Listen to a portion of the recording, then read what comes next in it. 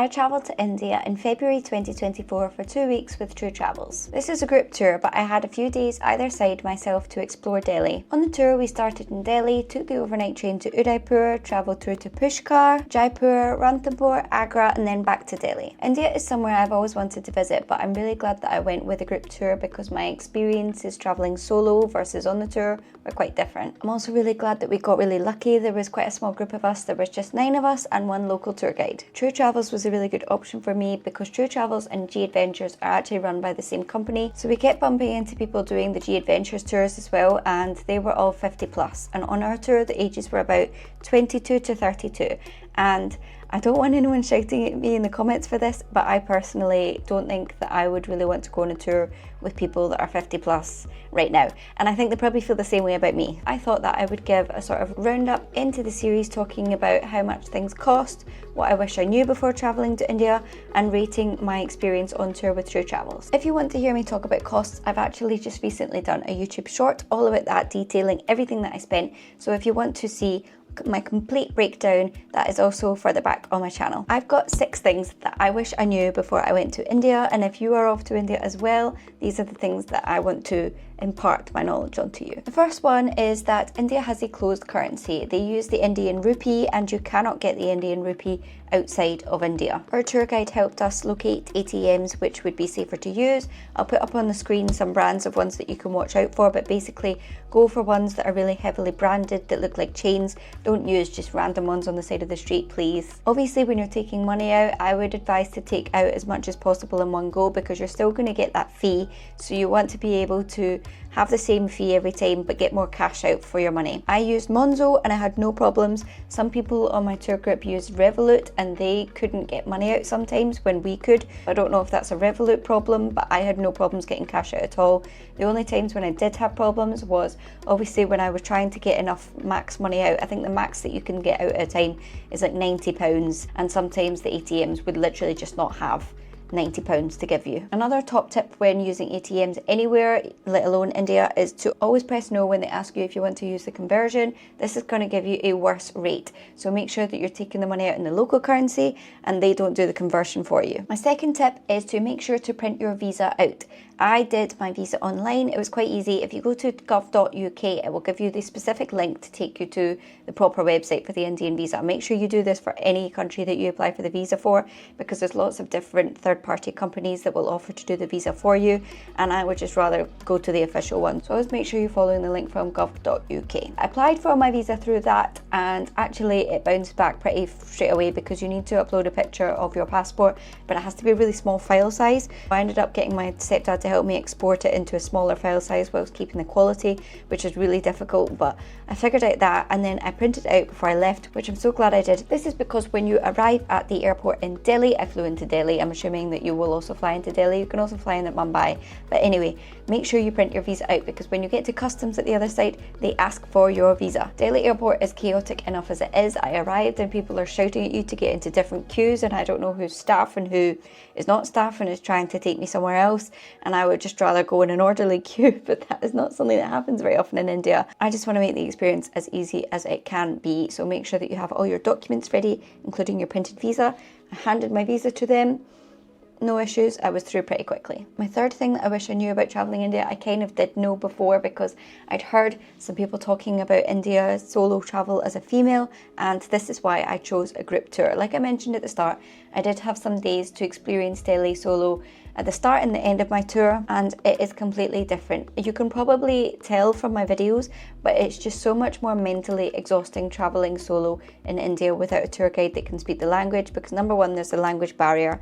Number two, you get stopped every 2 seconds. As soon as I stopped to even cross the road, people would come up to me and start talking to me, and you don't want to be rude, and they say they're learning English. I don't want to say that they're not learning English, but multiple people use that excuse to come up to me, and then I found it really hard to shake them off. There was an experience in Delhi at the start of the tour before it started when I was talking to this man and I didn't want him to know where I was going. He kept asking where I was going, which is maybe just like he thought it was polite, but as a solo female that makes me uneasy. I don't want to tell you where I'm going, and I said that I was just going to pop into this shop, bye bye, and I went into the shop, walked around for 5 minutes, walked out again, thought he was gone, started walking away, and then he just sort of like joined back in my step and restarted the conversation. And I realised then that he'd waited outside the shop for me to come back out again. So nothing bad happened to me in India, and I didn't really feel harassed, but it was just so much more exhausting, and I was tired of it, and I just wanted to do what I wanted to do without worrying about getting stopped and looking rude and sounding rude, and how to tell these men to go away without getting into a situation that could have possibly arisen from that. There is no Indian women out on the street walking by themselves. So I've heard that sometimes you get stares because they're wondering why you're walking by yourself, and I think I would have felt a lot safer if I'd noticed other Indian women doing the same as me, but there wasn't. Out on the street I could only really see Indian men, and if there was a woman, she was with other people or in a group, and that makes me feel a little bit more uneasy. On a more practical note, I don't know why this happened, but when I was by myself, or even just without the tour guide, we booked Ubers. You can book a tuk-tuk on Uber, it's a lot safer. You get a code to get in, you can track where you're going, your estimated arrival time, you can share your location with people. But people weren't accepting our Ubers. And a couple of times when they did pick up, it would like pin to another point for pickup, and you would have to cross the road to get there. And you cannot just simply cross the road in India. We tried to get one in Jaipur, and the pin popped to the other side of the road, but it was like a dual carriageway. There was a fence across the way. We physically could not cross the road to get to them in time, and they left, and then like 4 other Ubers just did not want us picking up. I don't know if that's because they figured out that I was a foreigner. I don't know why. If you can tell me why nobody would accept my Uber in India, I would really appreciate it. This next one that I'm going to talk about might be a little bit controversial, but this is specifically in the big cities. I saw this most in Delhi, and I'm going to talk about the children living on the streets, the children begging, and this is going to be a difficult topic, but basically something that I learned while I was in Delhi. We did a walk with the Salam Balak Trust, which helps these street children, and we learn more about what they do to help and what life is like for these children on the streets. The tour guide that we had on this walking tour was ex-Salam Balak Trust. He used to be a child living on the street, and basically children come from the more rural parts of India because they get told that the big cities like Delhi are where all the money is made, sending money back home to families, and this is where you will make it. So they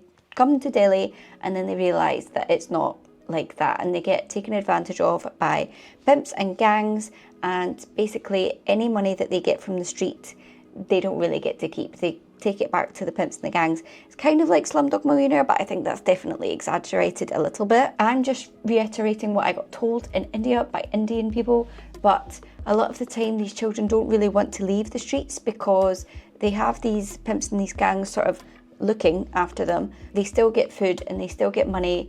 They think that is a better life than if they were to go into education, and these charities like Salam Balak Trust, they think that they're not going to make as much money if they go with them than they are out on the streets getting money and working for these pimps and these things. So it's not as black and white as it looks, and it's a really difficult one because obviously when children come up to you, you want to be able to help them, but it's not just as simple as giving them money and they get to keep it themselves. So that is something that I would recommend everyone maybe does a bit more research about, but it's something that I learnt while I was in India, and I find it really interesting because it's just not as simple as it looks, and definitely some things that need to be done by the Indian government there and not just charities, but that's a topic for another day. Now, if you have backpacked in Southeast Asia before, another thing that I wish I knew was about laundry. So I went with a 40-litre backpack, and I was just going to wash my items along the way like I did in Southeast Asia. In Southeast Asia, I paid like £2-3 and I got my laundry back. You can do express for like 12 hours. But we were staying in hotels. I don't know if this is different if I had stayed in hostels in India, but basically you don't even need a laundry bag. I took a tote bag for my laundry, didn't use it once because you can just put all your laundry in that you've accumulated into this bag, and then you give this bag to the hotel, but they will give it back to you within 24 hours, which was a little bit difficult because we were on such a fast-paced tour that we stayed 2 nights in every place apart from Agra, which is one, which meant that as soon as we got to the hostel, we had to sort all of our laundry out and get it in ASAP so that they had enough time before we left again in 2 days' time to give our laundry back to us. Another thing that differs from Southeast Asian countries, especially if you're backpacking, is they don't do the cost by weight, they do the cost by item. And obviously larger items are going to cost more. And I took a hoodie with me and I used it every travel day, and it was actually getting really gross and grotty. I ended up having to put my hoodie into this wash like every 2-3 days, and it ended up costing me quite a lot of money for my laundry. I would say when I did laundry, it was about every 2 to 3 days, and it would cost me £10 every time. It actually really started to add up.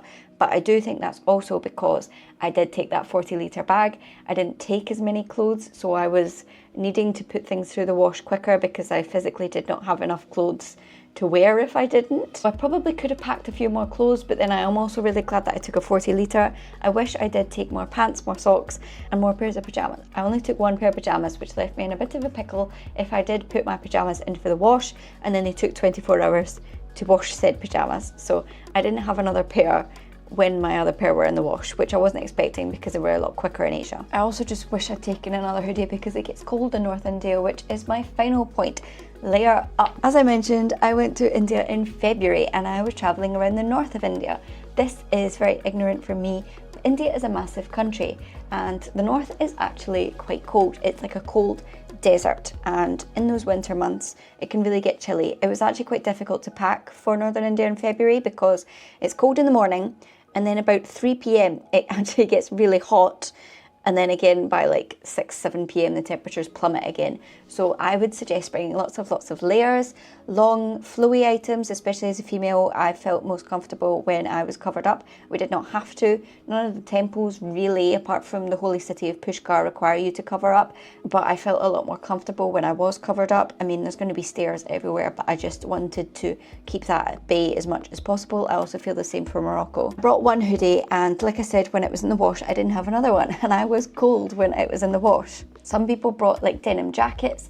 I brought a rain jacket. It didn't really do anything, and it also didn't really rain, but I also don't know what I would have done because the denim jacket takes up so much space in my luggage. I wore my hoodie on the plane, but I didn't want to wear a hoodie and a denim jacket on the plane, so I don't really know what the solution is there, but it's chillier than you think. When we went on safari in Ranthambore, we had to leave before sunrise, so we left about 3:30 in the morning.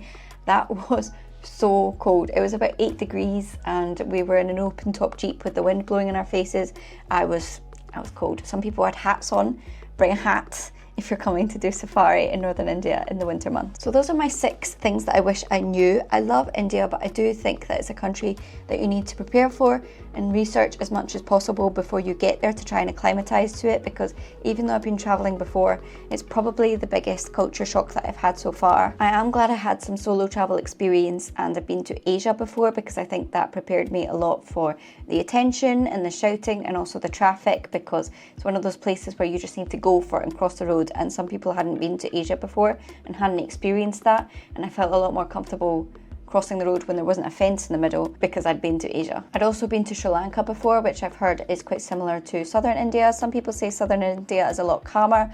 I wouldn't really call Sri Lanka calm, but I think that also helped me prepare for this trip. I would love to go back and explore the south. Like I said, some people are asking why I hadn't been to the south.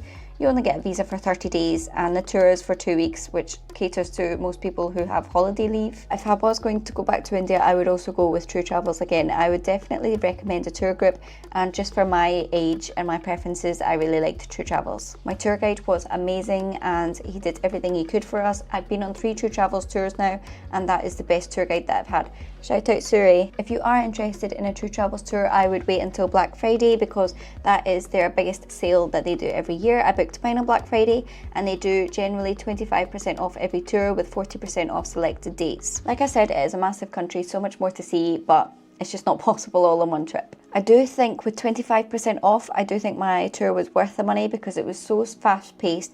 We did so much in the time that we had. I really do think that we got the most out of the tour that we could have. I do understand why it needs to be 2 weeks for people that have 9-to-5s and holiday leaves, but I've heard that they're going to do a south tour so that they can join it on as an optional to the north tour. So then you could do a whole month in India, but do 2 weeks in the north and 2 weeks in the south. If I had a couple of constructive criticisms, I know that India is not really a relaxing holiday, but we didn't really have much time to relax because of the fast pace of the tour, but then also that's why I feel like I got my money's worth. It's such a big country that even though we were traveling around the north, it'd take around 4 to 5 hours on our private bus to get to the next location, and often just because of logistics and traffic, we would arrive late, which means that we cut into our activities and our time there. An example of this was Jaipur. I would really like to go back and spend more time in Jaipur, but we just didn't have time. We ran out of time. I also would have liked maybe one more day in Agra just to relax at the hotel, because the hotel at Agra was probably the nicest hotel.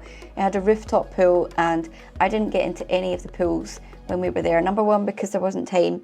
Number two, because we did all of our activities in the day, and then like I said, by the time you get back to the hotel in the evening, the temperature's dropping again. It's not hot enough. There is optional activities, and we did most of the optional activities, which is again why we had not enough free time.